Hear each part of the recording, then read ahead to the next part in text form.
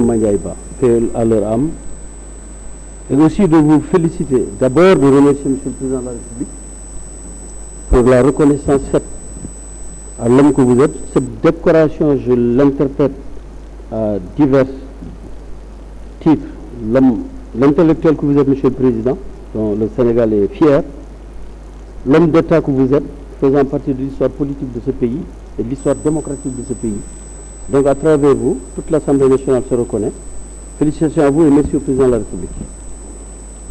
Monsieur le ministre des Transports, des Infrastructures et du Désenclavement. Ce sont les infrastructures et les désenclavements qui m'intéressent aujourd'hui. Les infrastructures, parce que je le dis souvent ici, ce qui est bon pour l'extérieur l'est pour les Sénégalais. Le peuple sénégalais est en train de vivre ce que l'Américain vit, ou le Français vit, ou l'Italien vit, à savoir être transporté dans des conditions normales. Tout le monde s'enflamme et s'extasie devant le TER. Tout à l'heure, en venant à l'Assemblée nationale, Monsieur le Président, Monsieur le Ministre, j'ai eu un ami d'enfance qui allait à l'hôpital principal. Mon chauffeur est témoin. Il descendait du TER, je crois que c'était son deuxième voyage, donc je l'ai récupéré de la gare jusqu'à l'hôpital. Il n'a pas arrêté de me dire, je suis en train de voir tout ce que tu disais. J'ai l'impression de vivre un rêve. Il n'y a pas eu de bousculade, il n'y a pas d'embouteillage. J'ai voyagé tranquillement, là j'allais prendre un taxi à 500 francs pour aller à l'hôpital. Monsieur le Président, c'est ce que je disais toujours. Aucun peuple n'est mieux que l'autre. On parle d'indiscipline, on parle de comportement. Mais c'est vrai que ce ne sont pas les lois qui manquent. Ce ne sont pas les infrastructures qui manquent. Ce ne sont pas... C'est nous, notre comportement, le problème. Parce que le Sénégalais de France, ce qu'il accepte en France, il le refuse à Pikine ou à Gounaï ou à Diamaguène. Mais ce n'est pas possible. Ce qui est pénalisable en France est accepté et ici c'est refusé, mais ce n'est pas possible. Et si mais on est en train de se diminuer par rapport au peuple français qui n'est pas mieux que nous. Je le dis souvent et on me dit, Damba, tu fais preuve d'impolitesse. Personne n'est venu au monde avec un pyjama. Mais on se construit, on se développe. Alpulaar nee na net dana xer sa xoore moom nit day ruus boppam am na loo xam ne yow boo wetee tuusal sax doo ko def par rapport à ta dignité, par rapport à ta foi aussi, Monsieur le Président. Mais Sénégal warul toll tey foo xam ne xale bu am 15 ans dawal oto fii ay nit juróom-ñetti nit di dee. C'est pas possible. Sénégal warul toll foo xam ne oto boo xam ne tu te demandes contrôle technique bi, je l'ai dit en commission technique, mais lan lay njëriñ parce que oto boo amul lampe, amul frein, amul volant, amul pneu, mais nan lay doyee. Je caricature à peine, on l'a dit ici, on l'a constaté, mais c'est pas l'État.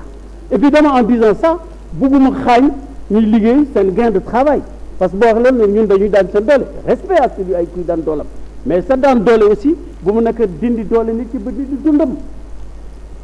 On va où là, comme dirait l'autre? Le premier point, Monsieur le Président, Monsieur le Ministre, on parle de recours, mais en France, bien on xam de man nag yàlla dimbali on me permet. Quand je suis venu en France, j'ai tout de suite compris que ce pays-là dañ développer les transports ba soxla ma permis di jooy ay amende, prix d'essence, parking. J'ai pas de permis volontairement. Fa la réew mi jëm, TER bi di ñëw, BRT bi di ñëw, train yi di ñëw, fa la ñu jëm, parce qu'en France maintenant ils sont dans un processus de réduire la circulation des voitures pour permettre de développer le transport. Quand vous imaginez que de Paris au Havre, plus de 100 km, métro dina fa dem, mooy le Grand Paris en 2035. C'est ce que le président de la République est en train de faire. Parce que kii dafa xam nan la ñuy def ba dindi Sénégalais yi ci jafe-jafe ñu dund comme ñëpp. Les vieilles voitures là, c'est carcasse en ferraille. Progressivement lañ leen dindi 7 places yi nga xam ne ñoo ma mag 67 ans ñu ngi daw effectivement encore pas yi koy dawal dañuy daan seen doole respect, mais aussi nañu may nit ñi ñu dund nañ ko dindi progressivement. Tout est irréversible, Monsieur le Ministre. Président li mu teg en place kenn dootu ci del képp ku ñëw da ngay topp ci yoonu BRT bi topp ci yoonu TER bi, c'est train express régional. En fait c'est réduit à la région de Dakar, mais dans 25 ans évidemment dina dem ba Djoudi Diaby dem ba Fongolimbi en passant par Ndar et Diouroup pour faire plaisir aux Sérères qu'il est. Monsieur le Ministre, man je n'ai pas mon engagement avec le président de la République. Tenez à ces choses-là. Tenez à ce que le Sénégal soit à l'image des grandes démocraties. On n'a aucune raison maintenant d'aller nettoyer le métro ou d'aller nettoyer les hôtels. On peut vivre, travailler, être heureux chez nous. Ce président-là est à mettre en place. C'est ça? Merci, honorable collègue. Merci beaucoup. Merci. Merci.